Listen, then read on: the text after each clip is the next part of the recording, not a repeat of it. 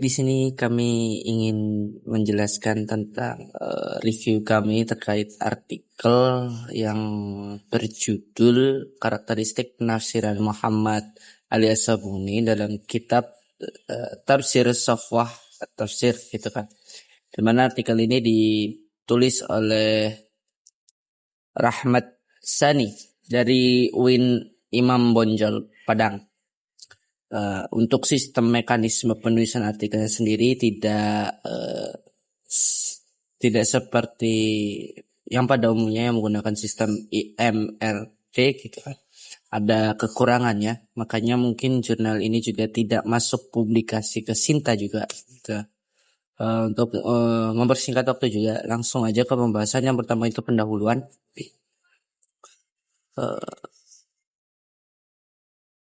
Dalam pendahuluannya gitu kan, penulis menjelaskan pentingnya pemahaman ilmu tafsir Al-Quran dengan menyoroti berbagai aspek yang perlu dianalisis seperti balaghah, kemudian munasabah. Terus juga penulis itu menekankan bahwa untuk memahami keindahan dan kelebihan Al-Quran diperlukan analisis yang mendalam terhadap ayat-ayat serta konteks di mana ayat-ayat tersebut diturunkan.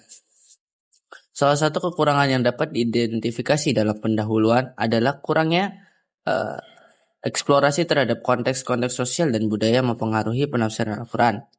Meskipun penulis telah membahas aspek kebahasaan dan balaghah, konteks sosial dan budaya yang relevan dapat memberikan pemahaman yang lebih komprehensif mengenai bagaimana tafsir berkembang dan diterima dalam masyarakat. Hal ini penting karena konteks tersebut dapat mempengaruhi cara orang memahami dan menerapkan ajaran Al-Quran dalam kehidupan sehari-hari. Secara keseluruhan, isi pendahuluan sudah selaras dengan judul jurnal atau judul artikel. Fokus pada analisis tafsir dan aspek kelebihan Al-Quran merupakan inti dari penelitian ini, yang mencakup penjelasan tentang pokok-pokok isi surat, kemudian kesesuaian antara ayat, serta kajian aspek kebahasaan dari segi balaghah. Dengan demikian, pendahuluan memberikan landasan yang kuat untuk pembahasan lebih lanjut dalam jurnal tersebut. Kemudian ada bagaimana metode yang digunakan gitu kan. Dalam penelitian ini sendiri, penulis menggunakan metode kualitatif dengan fokus pada karyanya, terutama dalam kitab Safwah At-Tafsir gitu kan. Nah kan kalau Muhammad Ali As-Sabuni kan punya lebih dari satu karya, dan karya yang difokuskan untuk saat ini itu di karya kitab tafsir yang Safwah At-Tafsir itu. Kemudian penelitian ini juga menganalisis karakteristik penafsiran Muhammad Ali As-Sabuni gitu kan, dalam kitabnya. Dalam bentuk tahap-tahap, kemudian metode dan pola penafsiran. Metode kualitatif yang digunakan dalam penelitian ini dengan fokus pada karya Muhammad Ali As-Sabuni sudah cukup relevan gitu kan, dan cocok untuk membahas topik penelitian. Metode kualitatif memungkinkan penulis untuk menggali secara mendalam karakteristik penafsiran termasuk tahap-tahap, metode dan pola penafsiran yang diterapkan oleh As-Sabuni gitu kan. Metode kualitatif yang digunakan penulis juga sudah cukup baik dalam menganalisis karakteristik penafsiran As-Sabuni gitu kan. Di mana penulis menjelaskan tahap-tahap yang digunakan As-Sabuni dalam menafsirkan Al-Quran di kitabnya ini gitu kan. Selain itu juga penulis juga mengeksplorasi karakteristik unik dari tafsir As-Sabuni, termasuk bagaimana ia menyusun penafsirannya dan pendekatannya yang digunakannya. Karena penelitian ini membutuhkan analisis yang lebih dalam terhadap teks dan konteks, maka pendekatan kualitatif sangat cocok untuk digunakan. Penulis juga berhasil menyajikan analisis yang mendalam dan sistematis yang mencerminkan kekuatan metode kualitatif dalam penelitian. Mungkin untuk pembahasan selanjutnya saya serahkan kepada rekan saya Khairunisa Abbas. Terima kasih. Baik, selanjutnya pada hasil pembahasan dari artikel tentang karakteristik penafsiran Muhammad Ali As-Sabuni dalam kitab Safwah At-Tafsir ini membahas tentang beberapa aspek penting yang mencangkup tahapan, metode, dan pola penafsiran yang digunakan oleh As-Sabuni. As-Sabuni ini menggunakan 7 tahapan dalam menafsirkan Al-Quran. Yang pertama yaitu menjelaskan isi surat, munasabah, ketiga al-lughah, yang keempat asbab an-nuzul yang menjelaskan sebab-sebab turunnya Al-Quran, kemudian yang kelima yaitu at-tafsir menjelaskan penafsiran pada ayat-ayat tersebut, kemudian yang keenam yaitu balaghah menganalisis keindahan bahasa dan gaya dalam retoris ayat tersebut. Kemudian yang ketujuh yaitu pelajaran atau hikmah. Menggali pelajaran atau hikmah yang dapat diambil dari ayat yang sudah ditafsirkan. Nah, kemudian pada pembahasan selanjutnya ada tentang metode yang digunakan oleh As-Sabuni dalam menafsirkan ayat-ayat Al-Quran pada kitab Sofa At-Tafsir. Beliau ini menggunakan metode tahlili. Metode ini berfokus pada analisis mendalam terhadap ayat-ayat Al-Quran dengan menghidangkan keseluruhan aspek dan tujuan dari ayat tersebut. Nah, mengikuti susunan yang terdapat dalam mushaf. Nah, kemudian pada pola pemikiran, Al-Sabun ini cenderung bersifat adabi wa al-ijtimai, yang berarti bahwa ia mengaitkan penafsiran dengan konteks sastra dan kehidupan sosial masyarakat.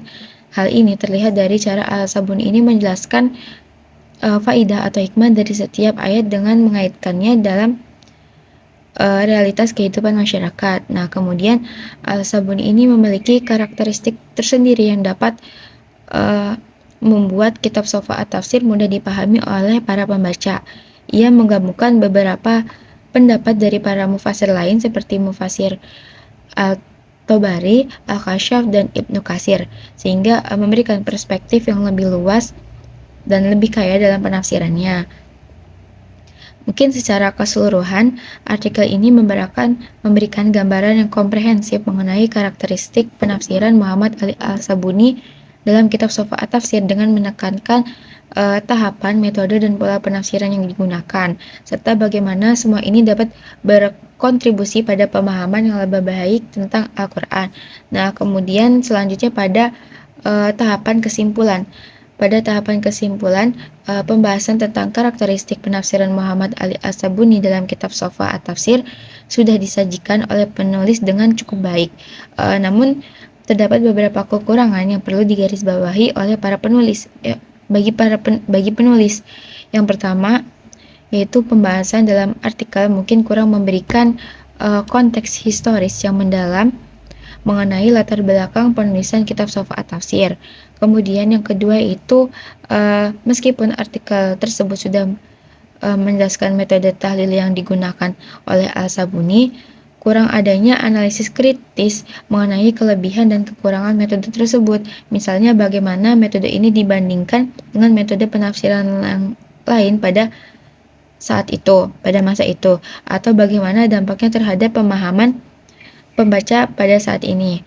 Kemudian yang ketiga yaitu artikel tidak cukup membahas relevansi penafsiran Al-Sabuni dalam konteks kontemporer, mengaitkan tafsir Al-Sabuni dengan isu-isu modern atau tantangan yang dihadapi umat Islam pada saat ini mungkin dapat memberikan nilai tambah dan menunjukkan aplikasi praktis dari penafsirannya. Kemudian yang keempat yaitu walaupun Al-Sabuni ini menggabungkan pendapat dari para mufasir lainnya, artikel ini mungkin tidak cukup menyoroti perbedaan atau persamaan pandangan Al-Sabuni dengan mufasir lainnya secara mendalam. Hal ini mungkin sangat penting untuk memahami posisi Al-Sabuni dalam tradisi tafsir yang lebih luas. Kemudian yang terakhir yaitu pembahasan mengenai aspek balaghah dalam penafsiran Al-Sabuni ini mungkin tidak cukup mendalam. Penjelasan tentang keindahan bahasa dan gaya retoris dalam ayat-ayat yang ditafsirkan mungkin bisa lebih dieksplorasi untuk menunjukkan bagaimana Al-Sabuni ini mengaplikasikan prinsip-prinsip balaghah dalam penafsirannya. Dengan memperhatikan kekurangan-kekurangan ini, pembahasan tentang karakteristik penafsiran Muhammad Ali Al-Sabuni dapat diperkuat dan memberikan pemahaman yang lebih komprehensif. Mungkin sekian yang dapat disampaikan dari review artikel tersebut. Kurang-kurangnya mohon maaf. Wassalamualaikum warahmatullahi wabarakatuh.